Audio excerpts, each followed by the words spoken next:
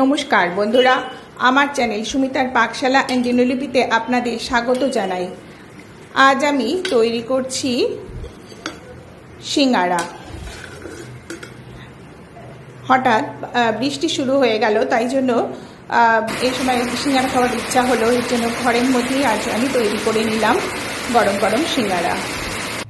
এই জন্য প্রথমে ময়দা নিয়ে নিলাম, আর এর মধ্যে দিয়ে দিচ্ছি নুন, কালো জিরে আর জোয়ান দিয়ে ভালো করে নেড়ে চেড়ে নিলাম। তারপর একটু কড়ার মধ্যে ঘি আর গরম করতে বসিয়ে দিলাম। একটু ঘি গরম করে দিলে অনেক বেশি খাস্তা হবে। এইবার এই ময়দার মধ্যে এই ঘিটা দিয়ে একটু চামচের সাহায্যে, যেহেতু ঘিটা বেশ গরম আছে এই জন্য চামচের সাহায্যে নেড়ে নিলাম। নিয়ে এবার আস্তে আস্তে একটু ঠান্ডা হলে তারপরে হাত দিয়ে খুব সুন্দর করে মেখে নিচ্ছি। মেখে এই যে দেখুন এরকম সুন্দর দলা হয়ে যাচ্ছে, তার মানে বোঝা যাচ্ছে যে আমার ময়ানটা ঠিকমতো দেওয়া হয়েছে। এবার একটু উষ্ণ গরম জল দিয়ে, একেবারে ঠান্ডা জল দিয়ে না মাখবো না, এটা একটু উষ্ণ গরম জল দিয়ে মেখে এরকম একটা টাইট ডো তৈরি করে নেবো। এই ডোটাকে এবার আমি ঢাকা দিয়ে রাখবো। এইবার আমি সিঙ্গারার পুরটা তৈরি করে নিচ্ছি। প্রথমে কড়ার মধ্যে সাদা তেল একটু গরম করে নিয়ে তার মধ্যে বাদামগুলো দিয়ে একটু ভেজে তুলে নিলাম। আর এইবার এই তেলের মধ্যে আমি ফোড়ন দিলাম, 5 ফোড়ন, হিং, আর এর মধ্যে একটু আদা আর কাঁচা লঙ্কা ক্রাশ করে নিয়ে একটু নেড়ে চেড়ে দেবো। দিয়ে এবার এর মধ্যে কিছু গুঁড়ো মশলা দিয়ে দেবো। এর মধ্যে দিয়ে দিচ্ছি হলুদ গুঁড়ো, লাল লঙ্কার গুঁড়ো, কাশ্মীরি লাল লঙ্কার গুঁড়ো, নুন আর চাট মশলা আর ধনের গুঁড়ো, সব কিছু দিয়ে একটু ভালো করে নেড়ে চেড়ে নেব। নেড়ে এবার যাতে মশলাটা জ্বলে না যায় বা পুড়ে না যায়, এই জন্য উপর থেকে একটু জল দিয়ে দেব। জল দিয়ে একটু কষে নেব ভালো করে। কষে নিয়ে তারপর এর মধ্যে দিয়ে দেবো কড়াইশুঁটি। এই কড়াইশুঁটিটা আমি শীতকালেই ঘরেতে প্রিজার্ভ করে রেখেছিলাম, সুন্দর কন্টেনারে করে ডিপ ফ্রিজে রেখে দিয়েছিলাম। দেখুন কত সুন্দর আছে কড়াইশুঁটিগুলো। একটু হালকা গরম জলের মধ্যে রেখেছিলাম, তারপরে দিয়ে দিয়েছি। এই যে কষে নিয়ে হয়ে যাবে। যে কোনো রান্নায় আপনি এই কড়াইশুঁটি দিয়ে করতে পারবেন। আচ্ছা, এইবার আমি আলুটাকে একটু সেদ্ধ করে নিয়েছিলাম, 5-6টা আলু নিয়ে নিয়েছি। নিয়ে সেদ্ধ করে একটু হালকা করে একটু ভেঙে নিলাম, মানে খুব বেশি একেবারে মাখা মাখা করবো না, একটু হালকা করে ভেঙে নেব। ভেঙে নিয়ে তারপর এই যে মশলাটাকে কষে নিয়েছি তার মধ্যে এটা দিয়ে দেবো। দিয়ে ভালো করে সুন্দর করে নেড়ে চেড়ে সিঙ্গারার পুরটা তৈরি করে নেব। আমার রেসিপিটা যদি ভালো লাগে তাহলে আপনারা লাইক দেবেন, শেয়ার করবেন, কমেন্ট করবেন, আর আমার চ্যানেলটিকে সাবস্ক্রাইব করে দেবেন, আর পাশে থাকা বেল আইকনটা প্রেস করে দেবেন। এই যে আমার পুরটা প্রায় তৈরি হয়ে এসছে। মনে বাদামগুলো আমি দিয়ে দিয়েছি, আর এরপর ওপর থেকে একটু দিয়ে দিলাম চিনি। একটু চিনি দিলে ভালো লাগে টেস্টটা। আর দিয়ে দিচ্ছি ভাজা জিরের গুঁড়ো, আর লঙ্কা একটু দিয়ে ভেজে রেখেছিলাম।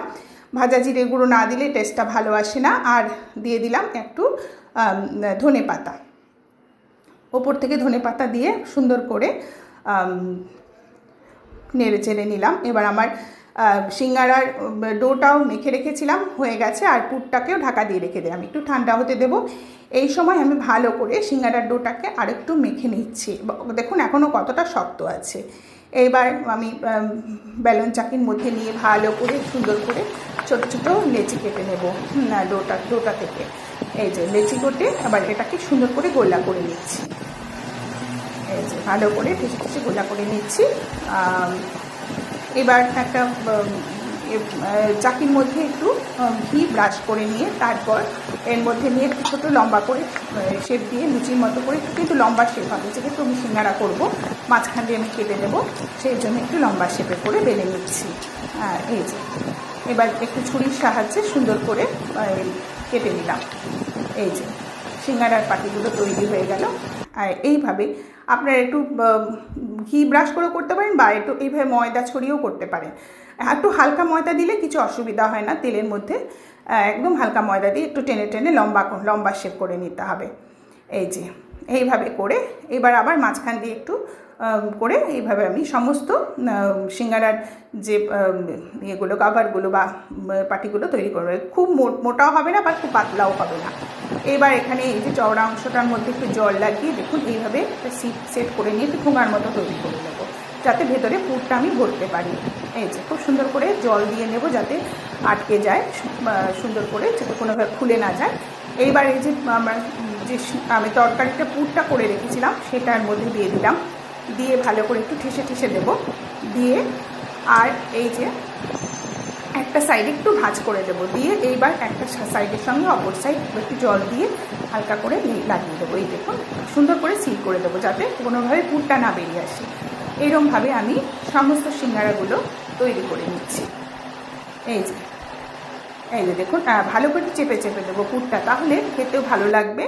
আর বেশ যেহেতু আমি ঘরে তৈরি করছি পুরে ভরপুর থাকবে, খেতে ভালো টেস্ট লাগবে। আবার এইভাবে করে একটা সাইড থেকে একটা সাইডে কোনো ব্যাপারই না, একটু মানে চেপে চেপে দিলেই হয়ে যায়, ব্যাস। এইভাবে একটু আমি এইভাবে তৈরি করে সমস্ত সিঙ্গারাগুলো আমি একটু ফ্রিজের মধ্যে রেখে দেবো। ফ্রিজের মধ্যে রেখে দিয়ে সিঙ্গারাগুলো বার করে নিয়েছি। এই যে দেখুন শেপগুলো এইরকম তৈরি হয়েছে। এই